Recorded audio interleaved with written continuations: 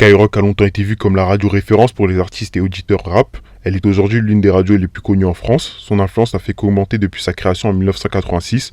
Dans cette vidéo, nous allons revenir sur la création de la radio, son succès, les différends que la radio a pu connaître avec certains artistes, mais aussi le déclin que connaît la radio depuis quelques années maintenant et surtout les causes de cette chute. Avant de commencer la vidéo, n'hésitez pas à vous abonner, activer la cloche pour ne rien rater des prochaines vidéos et laisser un commentaire à la fin du visionnage.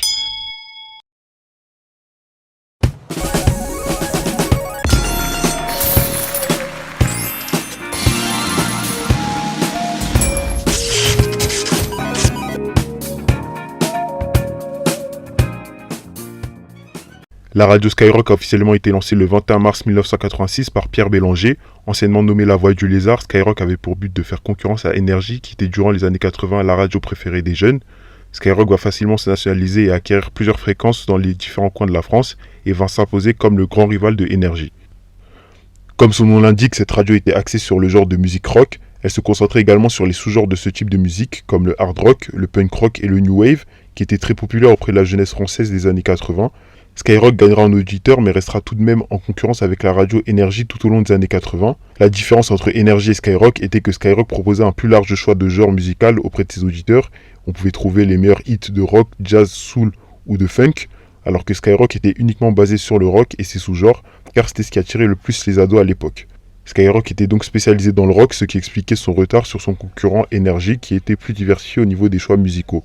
Pour se démarquer, Skyrock et son chef Pierre Bélanger doivent donc trouver une alternative, et cette alternative arrivera au début des années 90.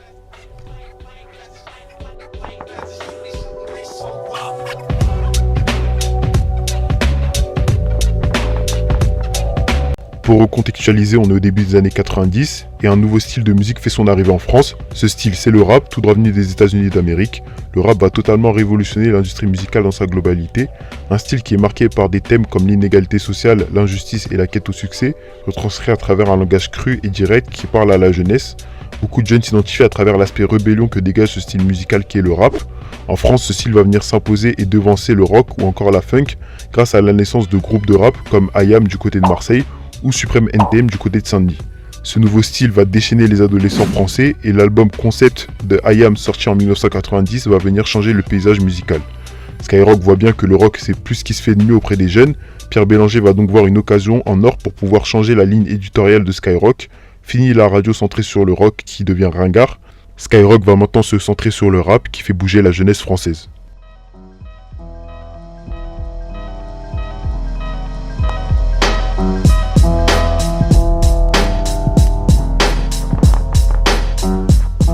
Skyrock va donc devenir une antenne rap, cependant ils vont tout de même garder le nom Skyrock car le rock était la racine de cette radio.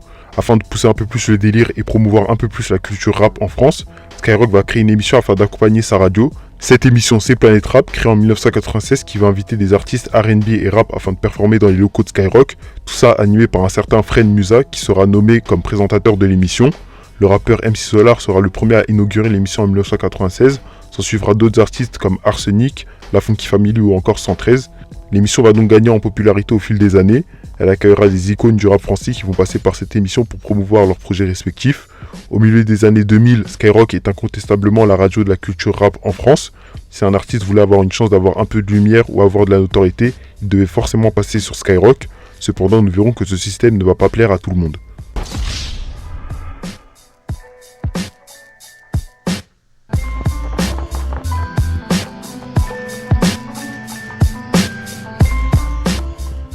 Le fait que Skyrock ait le monopole dans la diffusion du rap français ne plaît pas à tout le monde. Skyrock va être vu comme la radio numéro 1 pour le public rap en France dès les années 2000, mais va être aussi vu comme la nouvelle dictature du rap français par plusieurs artistes du milieu.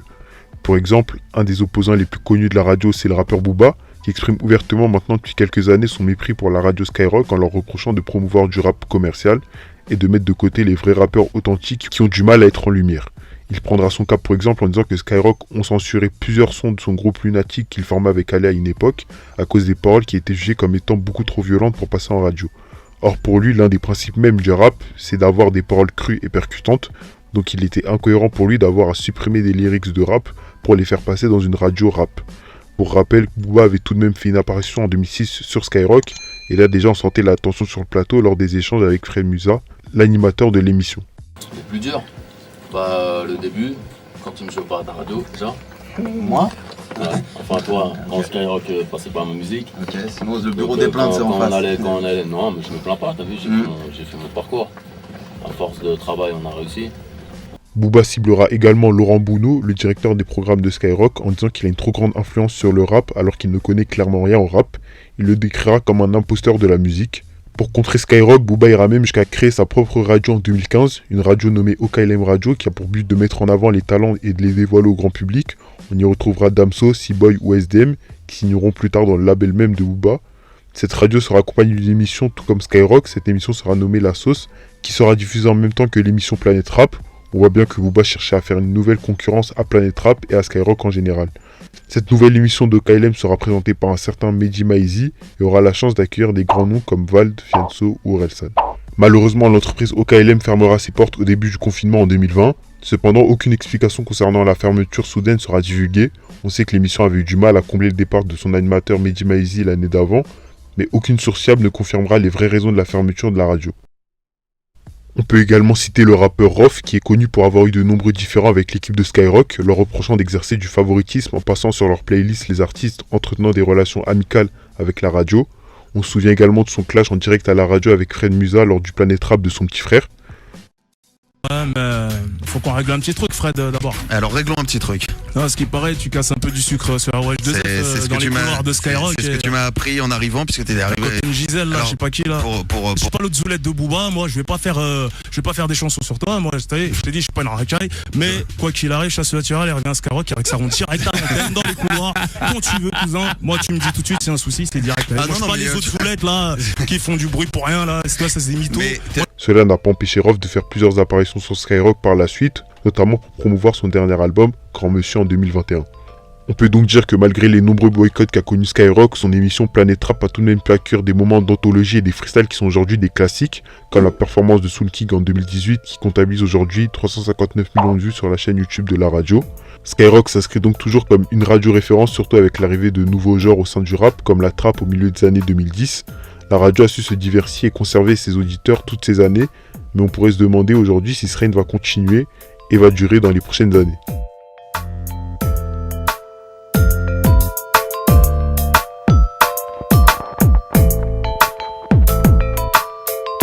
Depuis le début des années 2020, Skyrock semble avoir perdu en notoriété, cela s'expliquant par son ouverture à des artistes et des genres musicaux jugés un peu trop aléatoires selon les auditeurs. En effet, rappelons que Skyrock était devenu une radio rap depuis les années 90 et que les auditeurs étaient donc devenus des auditeurs rap. Cependant, avec l'arrivée de nouveaux genres musicaux, Skyrock a très souvent accueilli des artistes très peu axés sur le rap à la fin des années 2010. Les auditeurs reprochaient donc à Skyrock de se travestir en quelque sorte et ne reconnaissaient plus la radio qui les a fait vibrer durant toutes ces années avec les freestyles d'anthologie qu'on a pu connaître sur Planète Rap durant les années 2000 et 2010.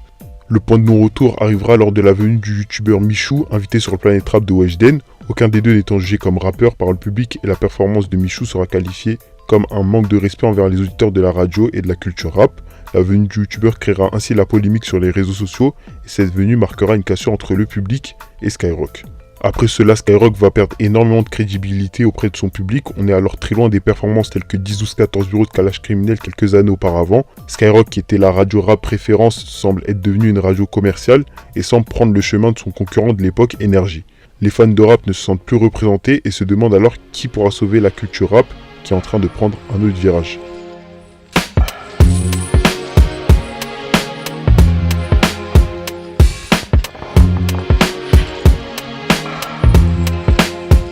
C'est finalement en 2023 qu'une lueur d'espoir va apparaître avec l'arrivée d'une nouvelle émission nommée le DVM Show sur le réseau Twitch qui sera vu comme le nouveau concurrent direct de Skyrock, le but du DVM étant similaire à Planète Rap, un artiste qui vient performer et promouvoir son projet, tout ça dans une ambiance amicale. Le DVM Show a déjà pu réunir des artistes de grande renommée, à commencer par Sadek qui était le premier invité et qui avait justement proposé cette idée d'inviter des artistes afin de performer en direct sur Twitch. Le concept connaîtra par la suite un très grand succès. Le 25 janvier 2024, l'émission aura son pic d'audience lors de la venue de Zola et Kobalade pour leur album en commun Frères Ennemis. Il réunira en moyenne 40 000 spectateurs dans la soirée. Un gros succès donc pour la nouvelle émission Rap Préférence qui viendra faire de l'ombre au beau vieux Skyrock et son émission Planète Rap. Le DVM a aussi pu aller à la rencontre de Maes pour son projet La Vie Continue. L'équipe du DVM s'étant déplacée exceptionnellement au Maroc à l'occasion afin d'assurer le show aux côtés de l'artiste. On peut alors se demander, est-ce que le DVM détrônera de façon définitive Skyrock d'ici les prochaines années? Seul le temps pourra répondre à cette question. C'est la fin de cette vidéo, j'espère qu'elle vous aura plu. N'hésitez pas à vous abonner, liker et laisser un commentaire, qu'il soit positif ou négatif, mais avant tout constructif. Vous pouvez aussi donner vos avis. Selon vous, est-ce que Skyrock est en déclin? Est-ce que le DVM Show peut littéralement détrôner Skyrock? Et pensez-vous que les radios sont vraiment essentielles pour les artistes afin de promouvoir leurs projets respectifs? J'attends vos réponses en commentaire. Quant à moi, je vous dis à la prochaine. Portez-vous bien. C'était Afrojack.